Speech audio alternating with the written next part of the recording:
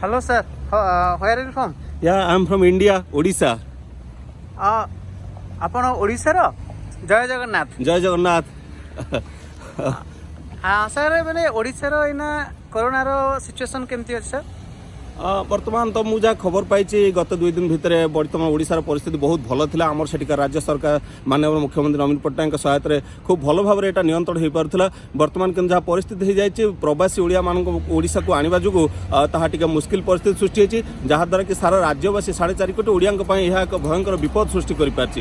ତେଣୁ ମୁଁ କହିବି ଯେ ବର୍ତ୍ତମାନ ପରିସ୍ଥିତିରେ ପ୍ରବାସୀ ଓଡ଼ିଆମାନଙ୍କୁ ଆଣିବାଟା ଯଦିଓ ଏକ ସ୍ୱାଗତଯୋଗ୍ୟ ପଦକ୍ଷେପ ଥିଲା, କିନ୍ତୁ ତାହା 2 ମାସ ପୂର୍ବରୁ କରାହୋଇପାରିଥିଲେ ମାର୍ଚ୍ଚ ମାସରେ ବହୁତ ଭଲ ହୋଇଥାନ୍ତା। ତାହାକୁ ସଂକ୍ରମଣ ରୋକିବାରେ ସେ ସହାୟକ ହୋଇଥାନ୍ତା। କିନ୍ତୁ ବର୍ତ୍ତମାନ ଯେଉଁ ରାଜ୍ୟରେ ଆମର ଓଡ଼ିଆ ଭାଇମାନେ ଅଛନ୍ତି, ଆମର ସେଠାକାର ମୁଖ୍ୟମନ୍ତ୍ରୀମାନଙ୍କୁ ଆମ ମାନ୍ୟବର ମୁଖ୍ୟମନ୍ତ୍ରୀ ଏବଂ ଶ୍ରୀଯୁକ୍ତ ବୈଜୟନ୍ତ ପଣ୍ଡା ଯିଏକି ରାଜ୍ୟର ବଡ଼ ବଡ଼ ବ୍ୟକ୍ତିତ୍ୱ ତାଙ୍କୁ କୋଅର୍ଡିନେଟ୍ କରିକି ଆମର ଓଡ଼ିଆ ଭାଇମାନଙ୍କୁ ସେଠି ଥଇଥାନ କରନ୍ତୁ। ତାଙ୍କ ଆକାଉଣ୍ଟରେ କିଛି କିଛି ଟଙ୍କା ପଠାଇ ଦେଇପାରିଲେ ସେମାନେ ସେଠି ଆନନ୍ଦରେ ରହିପାରିବେ ଏବଂ କୌଣସି ପ୍ରକାର ଅସୁବିଧା ପରିସ୍ଥିତି ସୃଷ୍ଟି ହେବ ନାହିଁ ଏବଂ ଏକ ଗୋଷ୍ଠୀ ସଂକ୍ରମଣ ରୋକିବାରେ ଏବଂ 4.5 କୋଟି ଓଡ଼ିଆବାସୀଙ୍କୁ ସୁରକ୍ଷା ପ୍ରଦାନ କରିବାରେ ତାହା ସକ୍ଷମ ହେବ। ସାର୍, ଆଉ ବର୍ତ୍ତମାନ ଜାପାନର ସିଚୁଏସନ୍ ସାର୍ କେମିତି କ'ଣ ଆପଣ ଫିଲ୍ କରିପାରୁଛନ୍ତି? ହଁ, ଆପଣ ତ ଜାଣିଥିବେ 4 ମାସ ତଳୁ ଜାନୁଆରୀ ମାସରୁ ଜାପାନରେ ଡାଇମଣ୍ଡ ପ୍ରିନ୍ସେସ୍ ଜାହାଜରେ ଗୋଟେ ବଡ଼ ନ୍ୟୁଜ୍ ହୋଇଥିଲା ଯେ ଏଠି କରୋନା ସ୍ପ୍ରେଡ୍ ହେଉଛି ବୋଲି। କିନ୍ତୁ 4 ମାସ ଭିତରେ ଜାପାନର ସିଭିଲାଇଜ୍ଡ ସିଟିଜେନ୍ ଏବଂ ଅତ୍ୟନ୍ତ ମାର୍ଜିତ ନାଗରିକମାନେ ଏତେ ସୁନ୍ଦର ଭାବରେ ସେ ସଂକ୍ରମଣକୁ ରୋକି ଦେଇପାରିଲେ। ସମସ୍ତେ ମାସ୍କ ୟୁଜ୍ କରନ୍ତି, ସମସ୍ତେ ଗରମ ପାଣି ପିଅନ୍ତି, ସମସ୍ତେ ଏକ୍ସରସାଇଜ୍ କରନ୍ତି ଏବଂ ସମସ୍ତେ ନିଜକୁ ଆଇସୋଲେଟ୍ କରିକି ରଖନ୍ତି, ସାମାଜିକ ଦୂରତା ମେଣ୍ଟେନ୍ କରନ୍ତି, ଯାହାଫଳରେ ଆଜି ଜାପାନ 2 ନମ୍ବରରୁ 32 ନମ୍ବର ପୋଜିସନକୁ ପଳେଇ ଆସିଛି ଏବଂ ତାର ନିଜର ପୋଜିସନକୁ ଅତ୍ୟନ୍ତ ସୁରକ୍ଷିତ କରିଦେଇପାରିଛି ଏବଂ ଏ କରୋନା ମୁକାବିଲାରେ ତାହା ଅତ୍ୟନ୍ତ ସଫଳ ହୋଇପାରିଛି। ତେଣୁ ମୁଁ ଜାପାନବାସୀଙ୍କ ଭଳି ଆମର ସାରା ରାଜ୍ୟବାସୀ ଦେଶବାସୀଙ୍କୁ ଅନୁରୋଧ କରିବି ସମସ୍ତେ ଏହି ମଡେଲକୁ ଫଲୋ କରିକି ନିଜକୁ ସୁରକ୍ଷିତ ରଖନ୍ତୁ ଏବଂ ଆମ ଦେଶରେ ସଂକ୍ରମଣକୁ ରୋକିବାରେ ସହାୟକ ହୁଅନ୍ତୁ।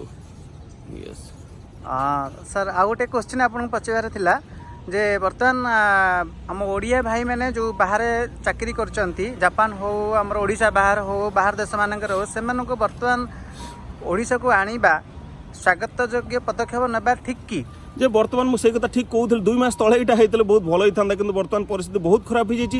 ସେ ରାଜ୍ୟରେ ସପୋଜ୍ ଗୁଜରାଟରେ ହେଲା, ସେଠି ବିଜୟ ରୂପାନୀ ମୁଖ୍ୟମନ୍ତ୍ରୀ ଅଛନ୍ତି, ମଧ୍ୟପ୍ରଦେଶ ହେଲା ସେଠି ଶିବରାଜ ସିଂ ଚୌହାନ ମୁଖ୍ୟମନ୍ତ୍ରୀ ଅଛନ୍ତି ଏବଂ ଆମର ଭାରତୀୟ ଜନତା ପାର୍ଟିର ଜାତୀୟ ଅଧ୍ୟକ୍ଷ ଶ୍ରୀଯୁକ୍ତ ବୈଜୟନ୍ତ ପଣ୍ଡା ଅଛନ୍ତି। ସେ ତାଙ୍କ ସହିତ କଥାବାର୍ତ୍ତା କରି ସାରା ଓଡ଼ିଆବାସୀଙ୍କୁ ଓଡ଼ିଆ ଭାଇ ଭଉଣୀମାନଙ୍କୁ ସେଇଠି ଥଇଥାନ କରିଦେଇ ପାରିଲେ ତାହା ସ୍ୱାଗତଯୋଗ୍ୟ ପଦକ୍ଷେପ ହେବ।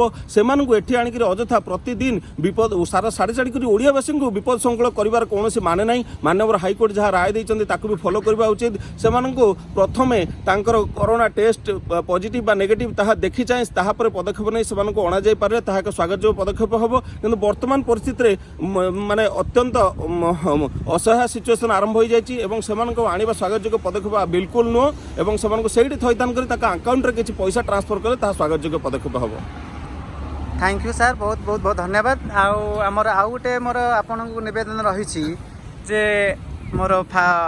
ଆମର ଯେଉଁ ଜଗତରନାଥ ଜଗନ୍ନାଥ, ଯେଉଁଟାକି ଆମ ଓଡ଼ିଶାର ଗର୍ବ ଆଣ୍ଡ ଗୌରବ, ଯେ ବର୍ତ୍ତମାନ ପୁରୀରେ ଆମ ଓଡ଼ିଶାରେ ମୁଁ ଶୁଣୁ ଚାଲୁଛି ରଥଯାତ୍ରା କ'ଣ ଏଇ ବର୍ଷ ହେବ ନାହିଁ ବୋଲି। ତେଣୁକରି ଏହା ପ୍ରତି ଆପଣଙ୍କର କ'ଣ ରହିଛି ମତାମତ?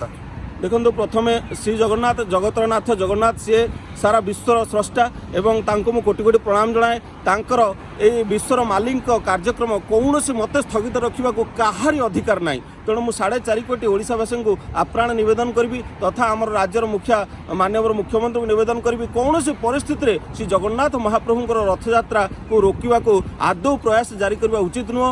ଅଳ୍ପ ସଂଖ୍ୟାର ହେଉ ମଧ୍ୟ, ଯେହେତୁ ପୁରୀ ବର୍ତ୍ତମାନ ଗ୍ରୀନ୍ ଜୋନ୍ରେ ଅଛି, ମହାପ୍ରଭୁଙ୍କର ଦୟା ଏ ସାମାନ୍ୟ ଭାଇରସ୍ ମହାପ୍ରଭୁଙ୍କୁ ଭାରି ପଡ଼ିପାରିବନି। ଯିଏ ସୃଷ୍ଟିର ନିୟନ୍ତା ସେ ଭାଇରସ୍ ବି ତାଙ୍କର ନିୟନ୍ତା।